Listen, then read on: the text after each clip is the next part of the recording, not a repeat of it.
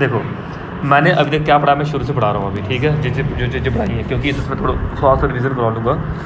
मैंने आपको पढ़ाया एब्जॉर्प्शन। एब्जॉर्प्शन का मतलब क्या होता है, जहाँ पे मॉलिक्यूल पूरी तरह से एब्जॉर्ब हो जाते हैं उसको एब्जॉर्ब बोलते हैं, यानी कि मॉलिक्यूल एक सब्सटेंस के बल्क तक चले जाते हैं, बल्क यानी कि उसके अंदर तक चले जाते हैं, उसको बोलते हैं एब्जॉर्प्शन। जैसे कि इसको बोलते हैं ये एक ऐसा फिनोमेनन है जहाँ पे सब्सटेंस एंटर करता है किसी दूसरे सब्सटेंस में और यूनिफॉर्मली डिस्ट्रीब्यूट हो जाता है पूरी तरह से।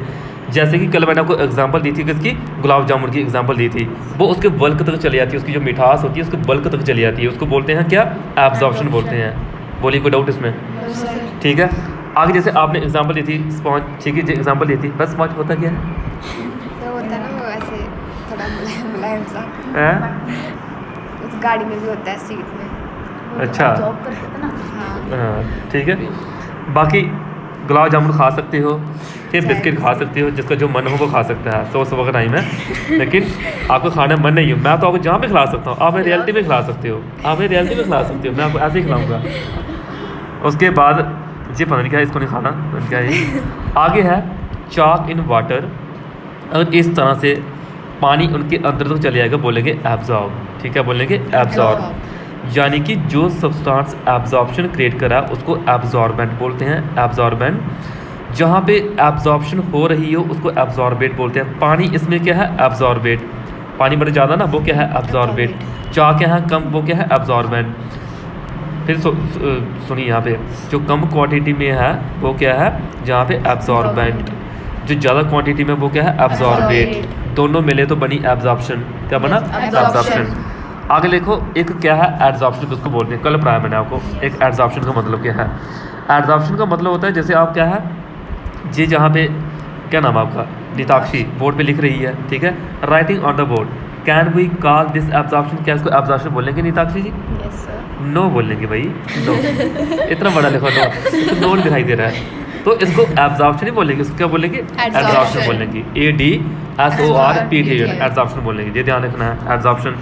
उसके बाद क्या है, एक एब्जॉर्प्शन की बात करें, इसको डिफाइन करना हो, कैसे डिफाइन करेंगे, जिग सरफेस फिनोमेनन है, ठीक है, सरफेस के ऊपर लिख रहा है भाई, ये लिख रहे हैं कि नहीं, सरफेस के ऊपर जिग सरफेस फिनोमेनन है, जहाँ पे एक सब्सटेंस किसी दूसरे सब्सटेंस के ऊपर एब्जॉर्ब हो जाता है, उधर अटैच हो जाते हैं मॉलिक्यूल, क्लिंग हो जाते हैं। हम बोलेंगे इस बोर्ड के ऊपर कंसंट्रेशन क्या होगी, ज़्यादा हो जाएगी मॉलिक्यूल के लगने से। समझे क्या बोला मैंने, it is a phenomenon in which one substance accumulate, यानी कि इकट्ठे हो जाएंगे किसके ऊपर, on the surface of another substance in higher concentration. जैसे चॉक से लिख रहा है, ये लिख रहा है कि लिख रही है, लिख रहा है, लेकिन ये तो नीताक्षी थी।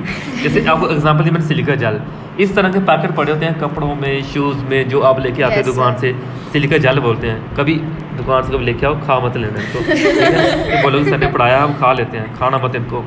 जैसे एक एग्जांपल और, ये चाक की अगर पूरी तरह से मॉलिक्यूल उनके बीच में नहीं गए हैं तो हम बोलेंगे चाक और बोर्ड क्या है, ये भी एक एब्जॉर्प्शन का काम करते हैं। पहले पानी था, अभी पानी नहीं है, अभी बोर्ड है, बोर्ड पे जी किसकी तरह से काम करेंगे, एब्जॉर्प्शन का। इसमें भी चाक को क्या बोलेंगे, एब्जॉर्बेट, बोर्ड को क्या बोलेंगे, एब्जॉर्बेट। उधर बाद क्या बोला था हमने, पानी को बोला था, इधर किसको बोलेंगे, बोर्ड को बोलेंगे, एब्जॉर्बेंट बोलेंगे। जरा देखिए इसमें कोई डाउट, इसको पढ़िए क्या लिखा हुआ है यहाँ पे। जो चीज़ें आपकी थोड़ी थोड़ी कॉपी में छूटी होंगी मैं सारी क्लियर कर दूंगा अभी। बोलिए कोई डाउट इसमें? No sir. चला पता, चाक क्या है, बोर्ड क्या है, एब्जॉर्बेट किसको बोलते हैं, एब्जॉर्बेंट किसको बोलते हैं। आगे देखिए कहता है ये रीज़न क्या है एब्जॉर्प्शन का, क्या रीज़न है भाई एब्जॉर्प्शन का, हाँ? क्या रीज़न हो सकता है एब्जॉर्प्शन का, अपने आप को बैलेंस करते हैं, क्या अपने आप को क्या करते हैं, बैलेंस करते हैं। सर अभी बताया था, अभी बोल के सर क्या करें, हो जाता है, कोई बात, हो जाता है, ये अपने आप को बैलेंस करते हैं। जैसे कि आप बच्चे, अभी देखो कितने सारे बच्चे आसपास बैठ गए मेरे, अभी क्या करने के लिए, अपने आप को स्टेबल करने के लिए बैठ गए हो आप, कि सर जो समझा रहे हैं हमें समय लगनी चाहिए। आपका बस चले तो आप गाड़ी की छत में बैठ जाओगे, ठीक है, लेकिन जाओगे, आपको पता अगर वहाँ पे हम बैठ गए तो वो एक अनबैलेंस वाला सिचुएशन होगी, वहाँ पे समय लगी, मज़ा तो बड़ा आएगा गाड़ी को झूले लेने में, लेकिन समय हमें कुछ नहीं लगनी है, वहाँ पे आप अनबैलेंस हो। अपने आप को बैलेंस करने के लिए आप जहाँ पे बैठे हो, अपने आप को क्या करने के लिए, बैलेंस, यानी इसके दो रीज़न हुए कि जो एक अनबैलेंस है अपने आप को क्या करना चाहता है, बैलेंस। कौन, मॉलिक्यूल एब्जॉर्प्शन के, चाक के मॉलिक्यूल अपने आप को बैलेंस कर रहे थे, कैसे, बोर्ड के ऊपर चिपक गए हैं, देखो तो शरीफ से चिपक गए हैं बेचारे, कितने सालों से चिपके हुए होंगे, अपने नीचे नहीं उतर रहे हैं ये बोर्ड के मॉलिक्यूल। तो इसका मतलब ये है कि रीज़न फॉर द एब्जॉर्प्शन क्या हुआ, अनबैलेंस है बेचारे, अनस्टेबल है बेचारे, बड़ी ज़्यादा एनर्जी है। बड़ी ज़्यादा एनर्जी कैसे है, कैसे बड़ी ज़्यादा एनर्जी, क्योंकि जैसे मैं आया जे क्या नाम है जे लड़का इधर नाच रहा आपने, इतनी एनर्जी मानो कितनी एनर्जी आई, जब मैं इधर पढ़ाने लगता हूँ ऐसे हो जाते हैं, फिर बोले सर होश ही नहीं, सर दवाइयाँ चल रही हैं, कोर्स चल रहे हैं, बीमारी है दुनिया भर की लगी हुई हैं। मैं बोलता बेचारे बीमार होंगे, ठीक है भाई देखो आज का टॉपिक सरफेस केमिस्ट्री पढ़ाया थोड़ा करके, इतने मैं भी सो गया बाहर जाके। तो ये अपने आप को क्या कर रहे हैं, बैलेंस, अनबैलेंस क्या हो रही है, बैलेंस, अनस्टेबल क्या हो रहा है, स्टेबल, मोर एनर्जी क्या हो रही है, लेस। आप लोग की एनर्जी लेस, सिर्फ नाच नहीं रही हो आप, एक जगह टिके हुए हो आप लोग, ठीक है। एनर्जी क्या बोलेंगे, लेस। बोली को डाउट यहाँ तक। आगे देखो रीजन क्या है एब्जॉर्प्शन का, बता दिया मैंने, अनबैलेंस का बैलेंस होना, अनबैलेंस का क्या होना, बैलेंस, ध्यान से समझना सारे, ठीक है। अनबैलेंस का बैलेंस होना, trying to balance the unbalance force, ठीक है। ये वर्ड आप इतना सा लिख दोगे ना, ये देखो नीताक्षी डांस देखो ये नीताक्षी, ये माही, इसको बेचारी को डांस ही नहीं आता, अपने समोसे खा के ये बन गया करेगा, ये डांस नहीं आ रहा है, इसको सिखा देना, आपको आता है सिखा देना, ठीक है। जब से एब्जॉर्प्शन पढ़ लिया ना, देखिए आगे एक एब्जॉर्प्शन और एब्जॉर्प्शन किसको बोलते हैं, अभी पढ़ाया मैंने, टाइम वेस्ट नहीं करूंगा। एब्जॉर्प्शन में मॉलिक्यूल यूनिफॉर्म होते हैं, इसमें नॉन यूनिफॉर्म होते हैं, सिर्फ कंसंट्रेशन सरफेस के ऊपर ज़्यादा होती है, ठीक है। सरफेस के ऊपर क्या होती है, ज़्यादा, जैसे कि जितने सारे मॉलिक्यूल हम सारे हैं सरफेस के ऊपर, ना कि धरती के अंदर चलेंगे सारे हम सरफेस के ऊपर इकट्ठे, इट मीन्स यहाँ पे कंसंट्रेशन क्या है, ज़्यादा। कहते हैं ये वल्क फेनोमेनन होता है, जिस सरफेस फेनोमेनन होता है, दोनों याद रखिए, एक क्या होता है वल्क, दूसरा सरफेस। वल्क होता है मॉलिक्यूल अंदर तक चले जाते हैं, गुलाब जामुन एग्जांपल दी थी, ठीक है। सरफेस मीठे में मुझे छाग वाली एग्जांपल दी थी, बस स्किप हो गए, बोले नहीं गए फ्लो में। कहता है पहला वाला ना ही एक्सोथर्मिक होता है ना ही एंडोथर्मिक होता है, दूसरा वाला क्या होता है एक्सोथर्मिक, यानी हीट रिलीज होती है इसमें। कहता है इसमें यूनिफॉर्म रेट होता है, इसमें क्या होता है, कहता है शुरू में तो इसका रेट फास्ट होता है, बाद में धीरे धीरे इसका रेट डिक्रीज होता है। क्या होता है, डिक्रीज। ये क्यों होता है, ये आगे क्वेश्चन करवाऊंगा पता चल जाएगा क्यों डिक्रीज होता है। ऐसा तो है नहीं अभी आप सरफेस के ऊपर कंसंट्रेशन बड़ी ज़्यादा पूरा दिन ऐसे ही टिक रहेंगे हम, ऐसा क्या, धीरे धीरे हमारा रेट डिक्रीज होगा। बोलो सर थक गए हैं, बस करो सर, अब रेस्ट करनी है, कुछ ज़्यादा पढ़ा लिया सर। जो एब्जॉर्प्शन है ये इंडिपेंडेंट होता है सरफेस के ऊपर, इसको सरफेस को मतलब नहीं है, ये क्या है सरफेस के ऊपर डिपेंड करता है। क्या बोला भाई, सरफेस के ऊपर डिपेंड करता है, ये क्या है इंडिपेंडेंट होता है। सो रहा क्या नहीं है भैया, ले रहा कद्दे सर के, सोना नहीं सुला देना मैंने। तो what is combined process for absorption and absorption के बीच दोनों की कंबाइंड प्रोसेस क्या है, एब्जॉर्प्शन और एब्जॉर्प्शन दोनों जब मिलते हैं सॉर्प्शन बोलते हैं। फिर सुनिए, दोनों जब मिलते हैं बी वाला और कौन डी वाला, उसको सॉर्प्शन बोलते हैं। कल को मैं पूछूंगा सॉर्प्शन क्या होता है बताओगे, सर नहीं बताएंगे, सर नहीं बताएंगे, कसम खा लेते सर नहीं बताएंगे भूल गए। उसको बोलते हैं सॉर्प्शन बोलते हैं, ठीक है। क्या बोलते हैं, सॉर्प्शन बोलते हैं, ध्यान रहे। जैसे डाइंग ऑफ फैब्रिक लिखाई मैंने आप लोगों को यूजेस में लिखाया डाइंग ऑफ फैब्रिक, जी है कभी देखा ऐसे कपड़े डाई किए, ठीक है। कोई बात नहीं, आज के बाद कीजिए काम स्टार्ट करते हैं, ठीक है। 8 to 2 स्कूल टाइम लगाएंगे, मैं ट्यूशन छोड़ देता हूँ, बाहर अपने बड़ी बट्टी अपने कपड़े अपने, क्योंकि स्कूल में भी धूप में खड़े होते हैं सर। हाँ देखो स्कूल में इतने सारे मैडमें हैं, इतने सारे बच्चे हैं, तो कुछ ना कुछ कपड़े तो डाई शाई करने ही होंगे। जैसे इसको कलर फेंट हो रहा है, ग्रीन करेगी बेचारी तो ग्रीन करने आएगी, ये रेड करने आएगी, इसका फेंट हो गया ब्लू कलर। तो जो डाइंग ऑफ फैब्रिक का मतलब है इसका। आगे और क्या है, कहता था phenomenon of adsorb molecule getting dislodged from the surface. कहता है जब कभी चाह के मॉलिक्यूल को आप उस सरफेस पे निकालना हो, क्या करना, रिमूव करना है, उसको बोलते हैं डिसॉर्प्शन। क्या बोलते हैं, डिसॉर्प्शन बोलते हैं किसको, सरफेस के ऊपर से जो मॉलिक्यूल को डिसलॉय यानी कि जो रिमूव करते हैं, डिसलॉय नहीं लिखा होगा रिमूव लिख देना, उसको बोलते हैं डिसॉर्प्शन यानी कि रिमूवल ऑफ एडजॉर्ब मॉलिक्यूल। आपसे पूछूं कि डिसॉर्प्शन क्या होता है, क्या बोलोगे, रिमूवल ऑफ एडजॉर्ब मॉलिक्यूल को रिमूव करना, ठीक है, सरफेस में से, उसको बोलते हैं डिसॉर्प्शन।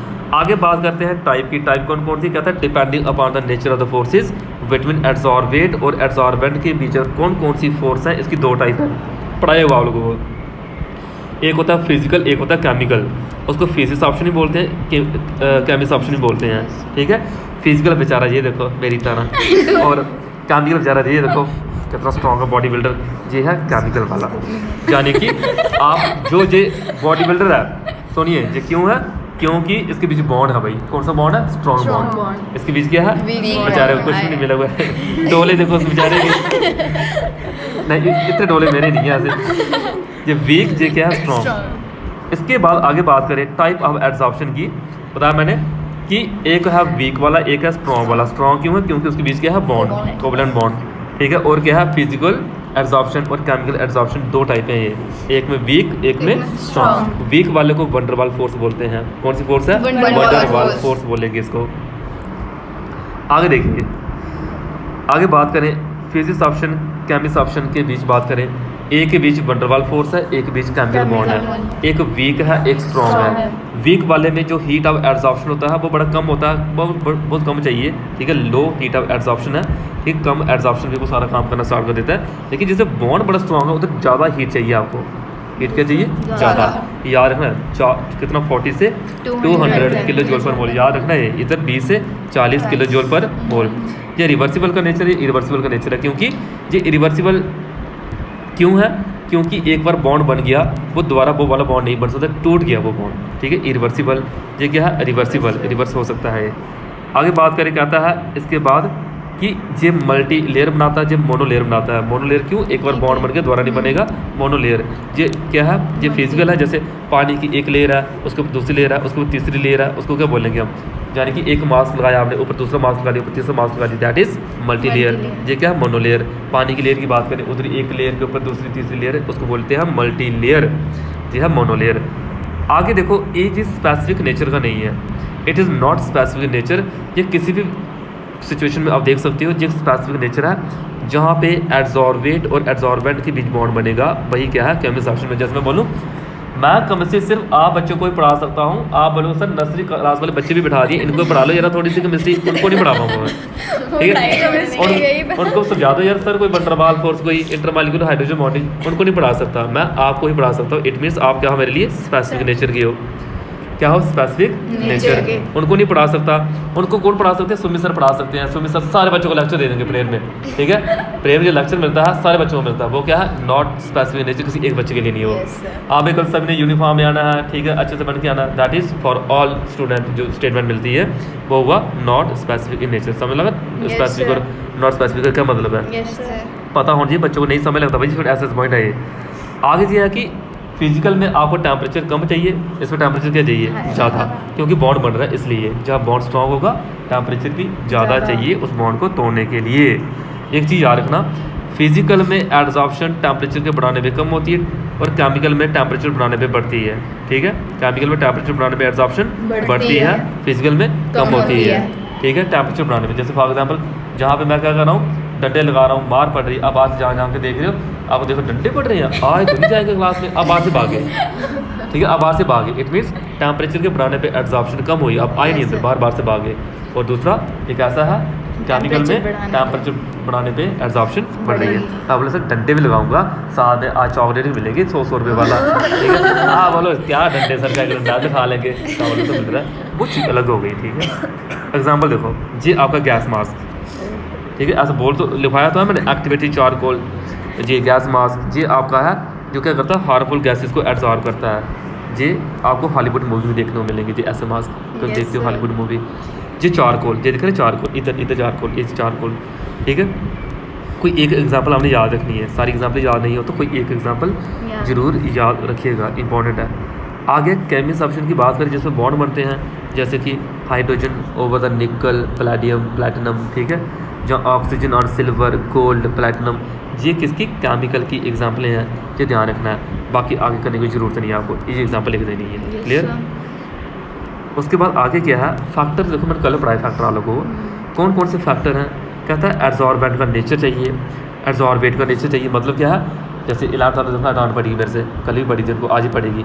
एक नेचर हुआ, एक नेचर है एड्जॉर्बेट, एड्जॉर्बेंट का नेचर ये हुआ कि जैसे आप लोगों का नेचर कैसा है कि आप लोगों का मन है पढ़ने का आज या नहीं है, आपका मन नहीं होगा पढ़ने का, एब्जॉर्प्शन फिर भी नहीं होगी। उसके बाद आपका मन पूरा है, मेरा मन नहीं है पढ़ाने का, मैं बाहर ही घूम रहा हूँ। नेचर एड्जॉर्बेट का भी जरूरी है, एड्जॉर्बेंट का भी जरूरी है, समझ लगी क्या बोला मैं? एड्जॉर्बेंट का भी एड्जॉर्ब। बाकी प्रेशर अप्लाई करने पे एब्जॉर्प्शन बढ़ती है कम होती है? बढ़ती है। मन का नाम आ लोगो उधर फैन के अंदर इधर भेजा जाओ सर, इधर क्लास में आगे पढ़ो, उधर प्रेशर अप्लाई किया, इट मीन्स एब्जॉर्प्शन क्या हुई? बढ़ी। प्रेशर अप्लाई करने पे एब्जॉर्प्शन बढ़ती है, टेम्परेचर बढ़ाने पे एब्जॉर्प्शन ना, फिजिकल में कम होती है, केमिकल में बढ़ती है, फिजिकल में कम होती है, केमिकल में बढ़ती है। इसको थोड़ा सा चेंज करके बोलना, ठीक है, टेम्परेचर को सीधा नहीं बोल देना कि ये पढ़ा आया हमने तो इंक्रीज़ का इंक्रीज, डिक्रीज़ का डिक्रीज़। आगे देखिए एक एक को पढ़ाता हूँ अभी।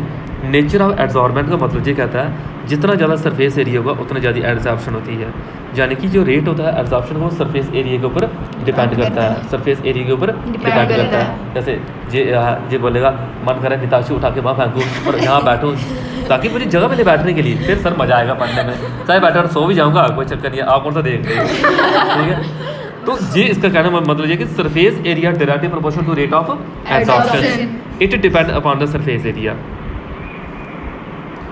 कहता है कि अगर इसकी बात करें सबसे ज़्यादा एड्जॉर्प्शन इधर होनी है क्योंकि ये पाउडर फॉर्म में है भाई, इधर कम होनी क्योंकि सॉलिड फॉर्म में है। पाउडर फॉर्म में वो ज़्यादा एरिया कवर करेगी, उधर जैसे आप बोलोगे इस बोर्ड पे ज़्यादा एड्जॉर्प्शन होगी, इस बोर्ड पे ज़्यादा होगी, उधर ज़्यादा होनी है, वो बड़ा बोर्ड है। क्या समझ गए पहले बाहर से सरफेस एरिया के ऊपर एड्जॉर्प्शन डिपेंड करती है। The rate of adsorption increases with the increase in surface area, surface area ज़्यादा होगा एड्जॉर्प्शन भी ज़्यादा होनी है, ये मतलब इसका ध्यान देना भाई।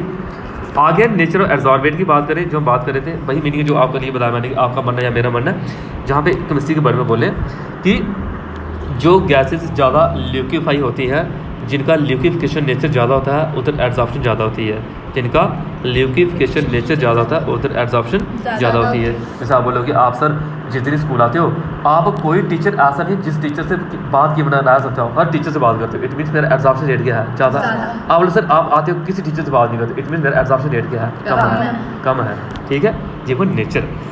और बाकी कुछ कंडीशन की बात करें, क्या था क्रिटिकल टेम्परेचर की बात करें, जितना ज़्यादा क्रिटिकल टेम्परेचर होता है उतनी ज़्यादा गैसेस लिक्विड में कन्वर्ट होती हैं, उसको बोलते हैं liquefaction, and that is also क्या, that is also greater the extent of the absorption, that is also the greater the extent of the absorption.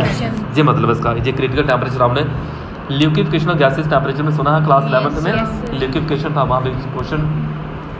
आगे देखिए ये नहीं करना आपने, ये है कोई नीट शीट की तैयारी करा उनके लिए है एग्जैक्ट टेम्परेचर याद करना। भाई बताया मैंने कि अगर क्रिटिकल टेम्परेचर डिक्रीज़ हो रहा होगा लिक्विफिकेशन भी डिक्रीज़ होगी, एब्जॉर्प्शन भी डिक्रीज़ होगा, ये मतलब इस लाइन का। हाँ भाई क्या बोला मैंने,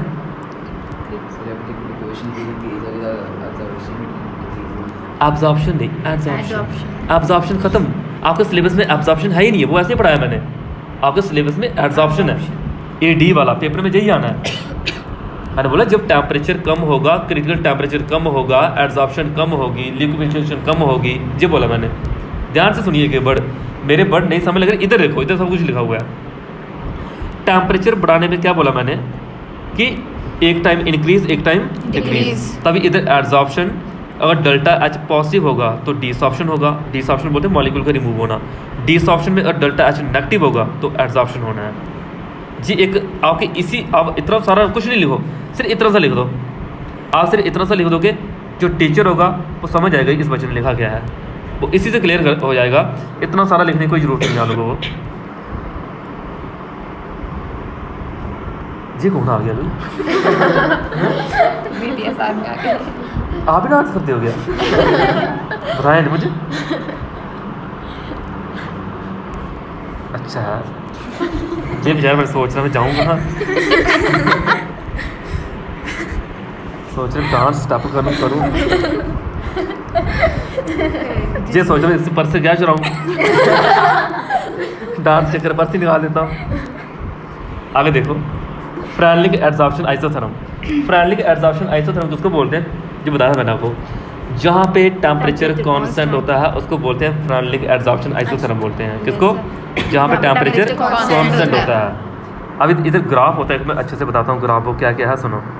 सबसे पहले a graph drawn between adsorption के बीच और प्रेशर के बीच, किसके बीच, एड्जॉर्प्शन को हम काई पान एम लिखेंगे, ध्यान से देखना, नई नई टर्म में अभी। एड्जॉर्प्शन का मतलब क्या है, काई पान एम, काई का मतलब है एड्जॉर्बेट, ये क्या है एड्जॉर्बेंट, क्या एड्जॉर्बेट, मैं कौन हूँ एड्जॉर्बेंट, दोनों मिलेंगे क्या बनेगी एड्जॉर्प्शन, ये मतलब काई पान एम को बोलेंगे एड्जॉर्प्शन।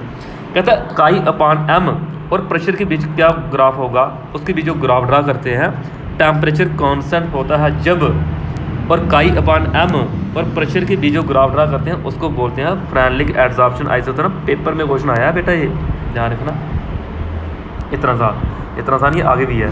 सुनो अभी क्या है, मैंने बोला काई पान एम का मतलब क्या है, कितने अमाउंट ऑफ एड्जॉर्बेट, डिजॉल्व हो रहे हैं मास ऑफ द एब्जॉर्बेंट में।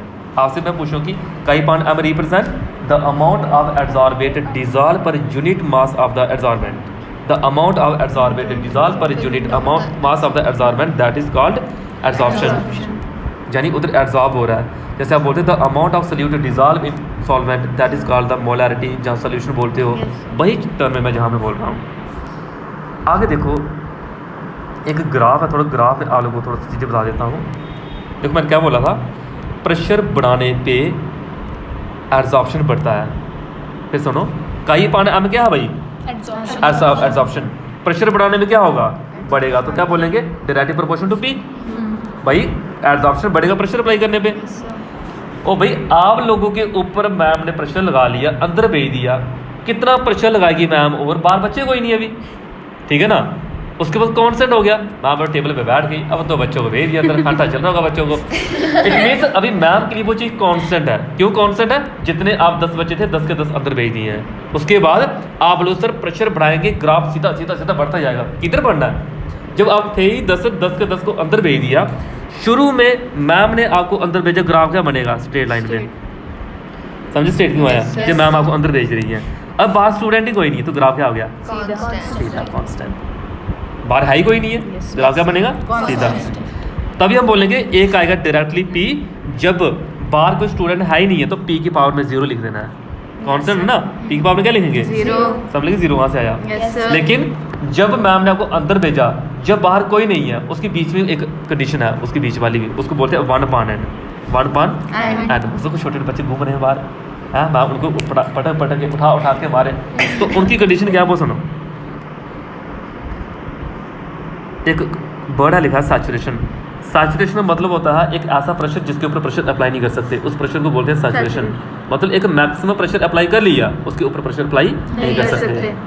इलाज वालों डांटा बैठे भाई, पढ़ो पढ़ो पढ़ो पढ़ो, एक लिमिट वहाँ पे लगा, ये तो बढ़ेगी नहीं, मैं चाहे उल्टा भी हो जाऊँ, इनको जितना मर्जी मार लूँ, ये नहीं सोचने वाले, फिर थोड़ी डांटूंगा उनको, नहीं डांटूंगा। वो सिचुएशन क्या सी है, सैचुरेशन वाली है। मतलब एक लेवल को मैंने इंक्रीज किया, उसके बाद वो चीज़ क्या होगी, कांस्टेंट। उनको डांटना ही छोड़ दिया, दैट इज स्टेज क्या है, वो सैचुरेशन प्रेशर है वो। देखिए क्या एट लो प्रेशर काई अपॉन एम क्या है, डायरेक्टली पी। प्रोपोर्शनलिटी साइन को हटाया, क्या यूज़ किया, कांस्टेंट। वो क्या है, के कांस्टेंट। समझ लगी, ये पहली लाइन। दूसरी लाइन सुनो, हाई प्रेशर पे क्या बोला मैंने, हाई प्रेशर पी क्या लेना है, 0। अरे बाहर हाई कोई नहीं है, जब पी 0 है, पी 0 का मतलब होता है 1, जिसकी पावर 0 थी वो क्या होता है 1, यानी कई पाना में क्या बना, कांस्टेंट। बाहर स्टूडेंट ही कोई नहीं है। अब बीच वाली कंडीशन क्या है उसको देखते हैं, जहाँ से नीट में क्वेश्चन आया हुआ है। कहता है बीच वाली कंडीशन क्या है, कहता है काई अपॉन एम डिपेंड करेगा पावर ऑफ द प्रेशर जो लाई करी 0 और 1 के बीच। कहता है अगर आप एन की वैल्यू देखो, कहता है n can take whole number value which depend upon the nature of the absorbate, और एब्जॉर्बेंट के ऊपर एन की वैल्यू डिपेंड करती है कि उनका नेचर कैसा है। हो सकता है मन के माँ बाप को अंदर भेजनी है, हाँ में से एक हाँ थोड़ा सा माइंडेड, हाँ नहीं जाना अंदर, क्या करना है, ठीक है, हाँ नहीं जाना अंदर, क्या करना है, हाँ 2 डंडे लगाएगी, डंडे क्यों लगाए, नहीं जाना है, क्या कर लोगे, डिसमिस करोगे, करो, ऐसे बोल दिया। तो कुछ ऐसे भी हैं, मैं उनकी बात कर रहा हूँ। तो उस टाइम क्या होगा वैल्यू, जहाँ तो उस लेवल का, उस बच्चे का लेवल 1 होगा, जहाँ तो क्या बोलेंगे इन्फिनिटी होगा। इन्फिनिटी मीन बात ही नहीं मान रहा वो, भाई अभी नहीं मानेगा। तो जब आप वैल्यू पुट करोगे, क्या था कि जब आप क्या करते हो, जब आप n की वैल्यू 1/n था ना, वो n की वैल्यू 1 पुट करोगे तो कितना बनेगा 1। जो n की वैल्यू 0 पुट करोगे तो 1.0 होता है इन्फिनिटी, तो ये क्या बनेगा, इन्फिनिटी बनेगा। एक n1 है, एक n क्या है, इन्फिनिटी। 2 केस बनेंगे, n1 इन्फिनिटी। ये क्वेश्चन नीट में पता कैसे पूछा था, उन्होंने बोला था कि लो और हाई प्रेशर में जो n की वैल्यू है वो क्या होती है, उधर 0 और 1 नहीं लिखना था, उधर 1 और इन्फिनिटी लिखना था। ये क्वेश्चन नीट में देखा मैंने आया हुआ है। तो ग्राफ भाई बार बार रिपीट हो रहा है। कहते हैं जब हम इसमें लॉग अप्लाई करते हैं इक्वेशन में, के और पी वाले में आता है एक y = mx + c की इक्वेशन बनती है, इसको बोलते हैं स्लोप। जिसकी इक्वेशन है स्लोप, जो मैथ वालों ने आपको सिखा के रखा होगा। तो इसमें क्या होता है, एक इंटरसेप्ट होता है, दिस इज द इंटरसेप्ट बोलते हैं इसको, इंटरसेप्ट। ये स्लोप है, ये ग्राफ आगे लॉग एब्जॉर्प्शन के बीच और पी के बीच, ये क्या है ग्राफ। तो जहाँ तक पढ़ाना, आगे अगला टॉपिक कैटालिस्ट कल पढ़ाएंगे हम आपको, कि गाड़ी आप धीरे चल रही है या फास्ट चल रही है।